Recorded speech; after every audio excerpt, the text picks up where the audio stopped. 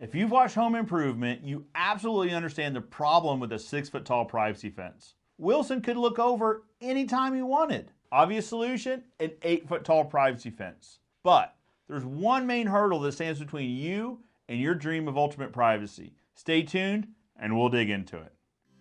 I'm Joe Everest, the fence expert. My family's been perfecting their way of building fence for over 60 years, 3 generations. While there's more than one way to build a fence, I'm here to share with you our way. One of the main things that stands between you and your dream of ultimate privacy, municipal regulation. One municipal regulation you might run into is the requirement of having engineered stamp drawings. Now, what's in these drawings?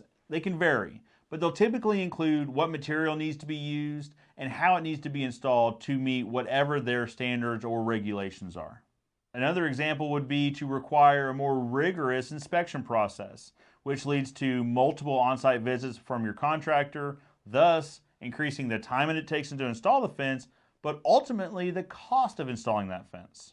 But it might be that you live in a municipality similar to Tim Taylor and they don't allow 8-foot tall fences at all. Not even if you're willing to do the engineered stamp drawings and increase inspection processes, it's not even a possibility. Typically, their regulation is nothing over 6 foot tall is allowed, period.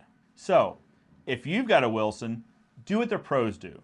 Check with your municipality on whether they even allow 8-foot tall fences, and if they do, what are the regulations involved with having that fence installed? And there you have it, another answer to one of our most frequently asked questions.